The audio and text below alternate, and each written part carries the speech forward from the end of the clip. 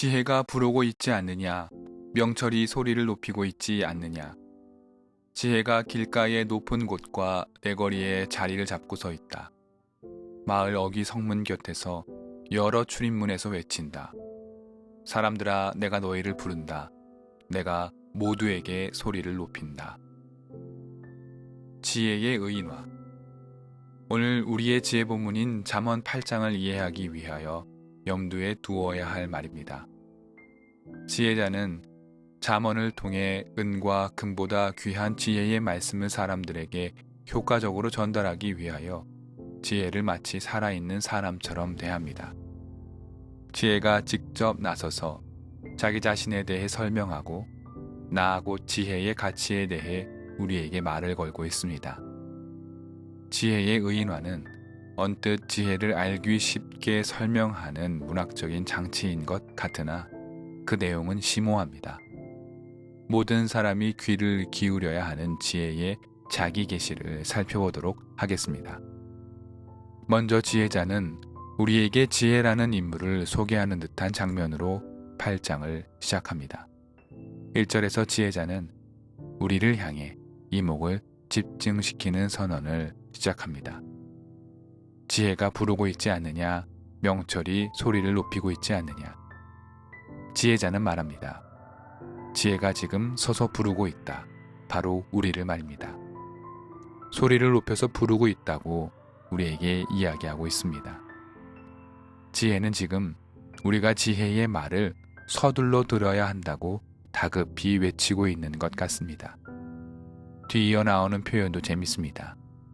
지혜가 서서 우리를 부르는 장소는 길가의 높은 곳, 내거리, 그리고 마을 어귀 성문 곁, 여러 출입문이라고 말합니다.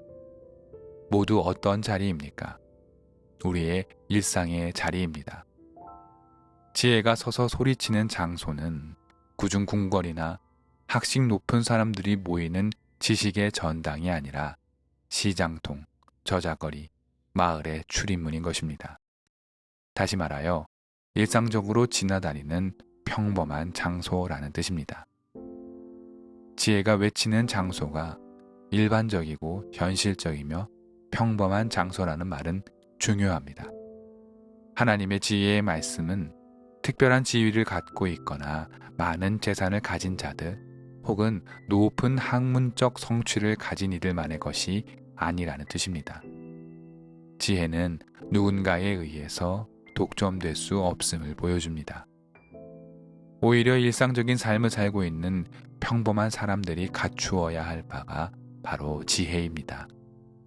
하루하루 하나님의 보호하심을 구하는 겸손한 사람들에게 지혜의 말씀은 큰 힘이 됩니다.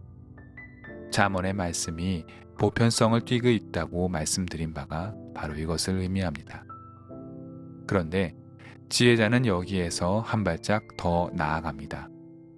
지혜의 말씀을 들어야 하는 사람들이 평범한 사람임은 물론 평범함에 미치지 못하는 사람들에게까지 전해야 한다고 말하고 있기 때문입니다. 5절의 말씀을 다시 한번 보겠습니다.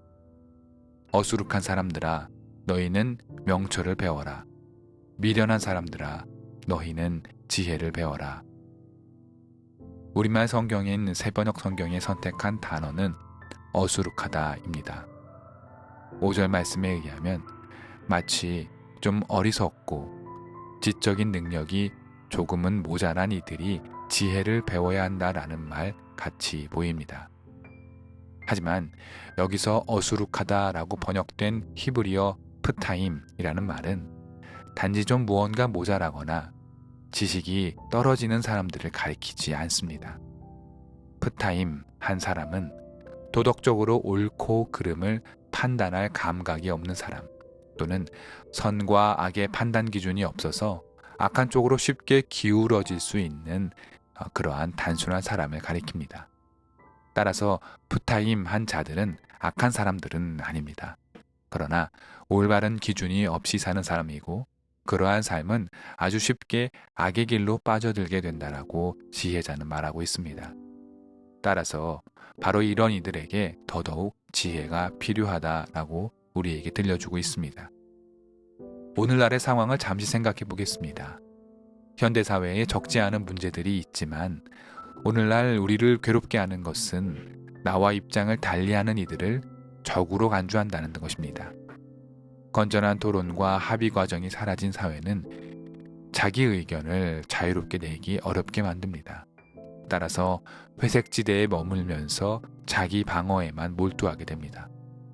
험악한 사회에서는 그럴 수 있는 일입니다. 그러나 중립지대에서 한 발자국도 나오지 않으려는 자세는 결국 도덕과 윤리 감수성의 퇴행을 낳기 쉽습니다. 옳은 말을 해야 할 때 포기하게 됩니다. 곧 푸타임 한 사람이 된다는 뜻입니다. 바로 그때 지혜는 바로 이러한 때에 우리에게 올바른 길, 의로운 길을 비춰줍니다. 지혜자는 용기를 내지 못하고 머뭇거리는 자들을 향하여서 지혜의 말씀에 귀를 기울이면 하나님께서 의로운 길로 나아가게 할 수 있다라고 말씀하고 있습니다. 왜냐하면 지혜는 언제나 옳은 말을 하고 진실을 말하며 악을 싫어하기 때문입니다. 6절부터 이어지는 말씀이 바로 그러한 바를 설명하고 있습니다. 우리의 일상에서 옳고 그름의 판단이 모호하고 어려울 때, 또는 판단을 내리긴 했지만 그것을 실천하기 어려울 때에 지혜자는 바로 지혜의 이 외침을 들으라 라고 우리에게 말해주고 있습니다. 그렇다면 지혜는 어떤 존재이기에 판단의 어려움 속에서 옳고 또 의로운 이정표가 될 수 있을까요? 지혜자는 지혜의 의인화를 더욱 심화하며 설명합니다. 12절부터는 지혜자가 의인화된 지혜로 그 바통을 이어받습니다. 이제부터 지혜자가 마치 사람과 같이 되어 우리에게 지혜에 대해서 알려주고 있습니다. 지혜는 명철하며 분별력을 갖고 있습니다. 주님을 경외하는 첫걸음이 악을 미워하는 길인데 곧 지혜는 교만과 오만 그리고 악한 행실과 거짓 일체를 미워한다고 말합니다.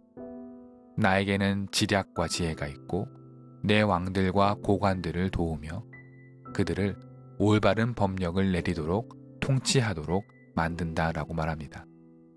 지혜는 바로 나를 사랑하는 사람을 자기도 사랑하고 나 곧 지혜에게 부귀와 영화도 있는데 내가 주는 귀한 것은 이것들보다도 귀한 열매라고 지혜는 자기 자신을 빗대어 말합니다. 마지막으로 곧 지혜는 의로운 길을 걸으며 공의로운 길 한가운데를 걷는 자라고 자기 자신을 평가합니다. 여러분, 지혜의 자기 표현과 자기 묘사에 대해 어떻게 느껴지십니까? 고개가 끄덕여지기는 하지만 어쩐지 조금 과하다는 생각도 듭니다. 자의식의 과잉이랄까요? 지혜의 자기 표현이 너무 커다랗기 때문에 오히려 부담스럽기까지 합니다. 하지만 이는 과장이 아닙니다. 지혜자는 지혜에게 강력한 묘사를 아끼지 않습니다. 어쩌면 오늘 본문의 지혜는 매우 초월적이기까지 합니다. 그리고 강력한 지혜의 정점은 22절에 묘사됩니다. 지혜가 자기 자신에 대해 하는 말을 다시 한번 들어보십시오. 22절입니다.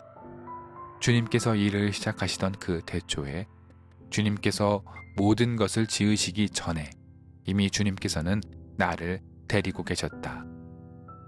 22절에서 멈추었지만 22절의 주제는 31절까지 이어집니다.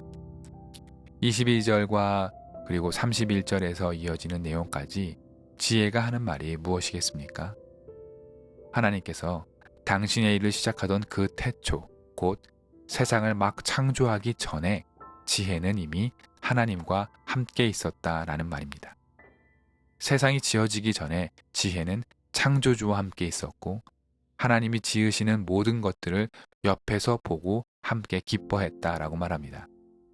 30절에 이르러서는 지혜는 자기 자신이 창조의 명공, 그러니까 하나님께서 창조하실 때 자신은 창조의 기능공이 되어서 하나님께서 명령하신 피조세계를 실무적으로 제작했다고까지 말합니다. 창조신학적으로 이해하기 매우 난해한 내용임이 분명합니다. 먼저 지혜자는 지혜와 하나님을 동급으로 취급하고 있지는 않습니다. 오히려 지혜는 창조주의 수행을 하는 비서와 같은 위치입니다. 지혜의 역할을 분명히 하고 있는 것입니다. 지혜자의 의도는 우리가 몸과 마음에 새겨야 할 지혜가 단지 인간의 발명품이 아니라 창조주 하나님의 창조 계시와 함께하고 있었음을 우리에게 보여주고 있는 것입니다. 지혜의 뿌리가 인간적인 필요가 아니라 하나님의 뜻에 있음을 보여주고 있는 것이죠. 이는 우리가 지혜의 말에 귀를 기울이고 우리 삶을 지혜로 채운다면 그 자체로 하나님의 창조 사역에 동참하는 자들이 된다는 뜻이기도 합니다. 따라서 지혜의 이러한 강력한 묘사들은 하나님의 창조 과정과 좀 닮아 있습니다. 하나님의 창조가 전능한 하나님의 말씀으로 지어졌기 때문에 그 창조 과정에 함께한 지혜 역시 전능한 하나님의 말씀에 기초하고 있기 때문입니다. 지혜자는 우리에게 말합니다. 인생의 판단 기준에 지혜를 두어야 한다고 말이죠. 지혜는 옳고 바르기 때문입니다.